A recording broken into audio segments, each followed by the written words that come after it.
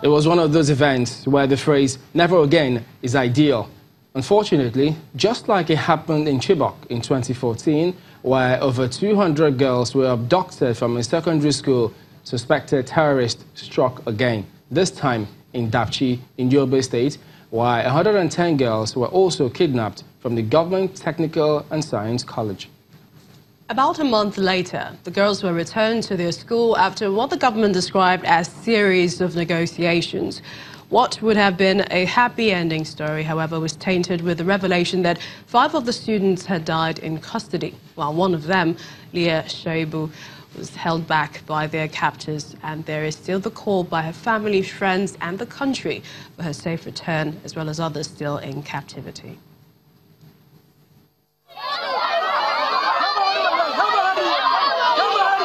Jubilation all the way. It's the joy of having their sisters back after spending some 30 days in Boko Haram captivity. The mothers are also waiting anxiously to welcome their girls back home. But then not every one of them received the good news. This woman's daughter is said to have been the only one still in captivity because she refused to accept the terms of converting to the religion of the terrorists. A story that has put her sister in coma and their mother in confusion. The girls returned home in a new uniform, looking rough, but obviously happy to be back home. One of them, Khadija Grema, tells the story of the abduction.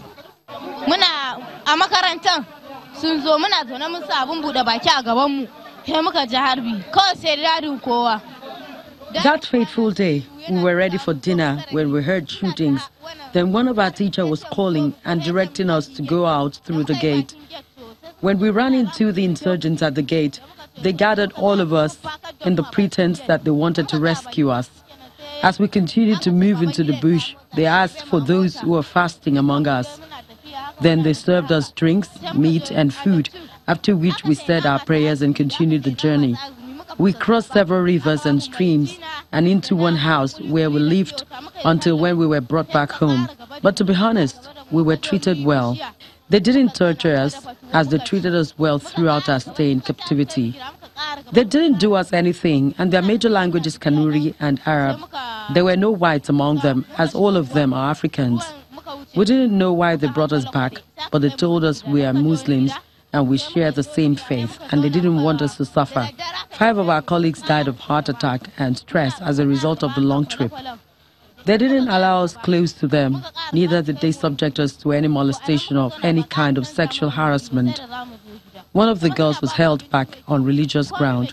She's a Christian and refused to denounce her religion. Their parents are grateful to the government for bringing their daughters back.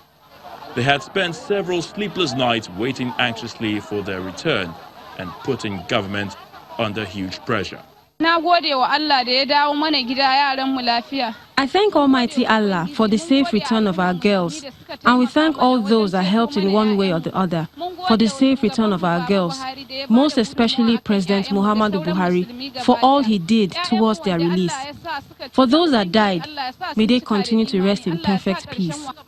I was an eyewitness to all that transpired as the insurgents came to town, waving their flags and asking the youths not to run away as they are coming to Dapchi with peace and love. The girls have been made to undergo different medical checks at the General Hospital, even as Dapchi town gets back to life. Residents now expect the abduction saga will never repeat itself as they rely on the promise of better security by the government.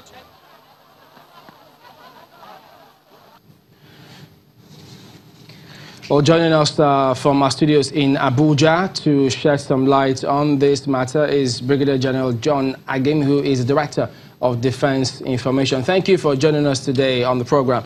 Well, there were high and low at that particular point. Families eventually, thankfully, they also got their children back to them. But the big question now is the whereabouts or what is being done, at least from operational perspective, about Leah Shaibu. Do you have word for us concerning her at the moment?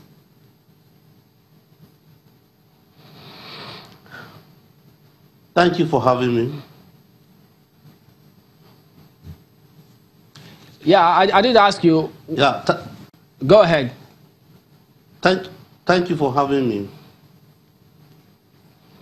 Well, the operation is still on in the Northeast.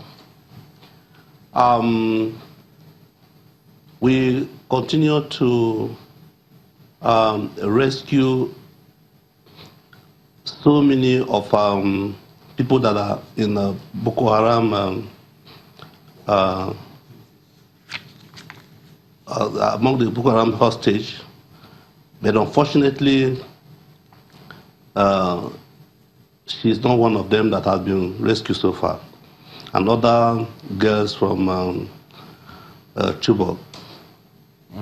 I'm just wondering because, I mean, at the time the information was out about discussions with the terrorist group and then the return, because it was the military that handed the girls to the government, after which they then got to their parents. Is the army usually involved in some of those conversations, negotiations? Can you tell us?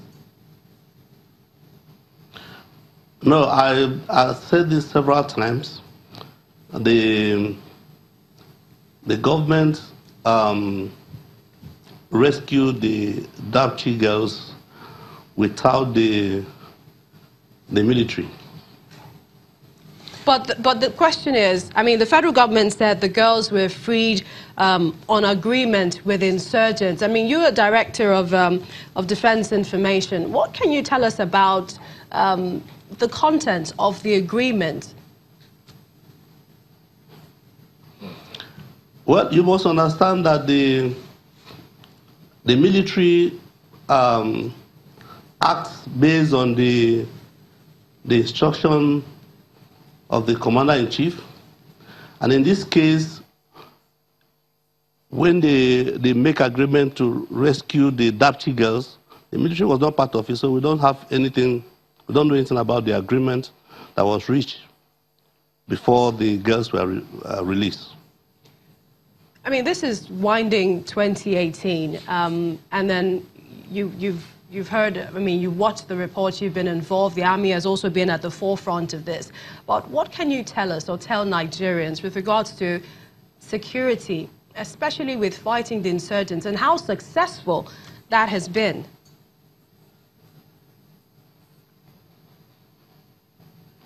Well, I want to say that the military have been in all fronts in Nigeria, in the Northeast, in the Northwest, in the North Central, in the Southwest, and in the South-South. We are having operations all over the country.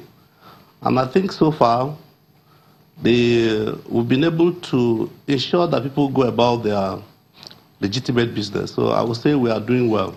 You know, if I could also bring this up, I mean, now you say you're in all parts of the country. For those who are of the impression that the army seems to be stretched thin and that sending 2,000 police mobile force to augment the operations in the Northeast suggests that there is some challenge, isn't there? Well, when you are talking about the issue of Dapchi, you recall that the federal government at that time gave the responsibility of protecting schools to civil defense and the police. And also, when we have most of the IDPs returned back to their homes, there is need for police to take care of those places. And also, whatever function that they are going to do in that place, remember they are operating in a very, very large span of land. So it does not necessarily speak about the problem we have on the manpower. Yeah, but if you recall that the police have a function to play.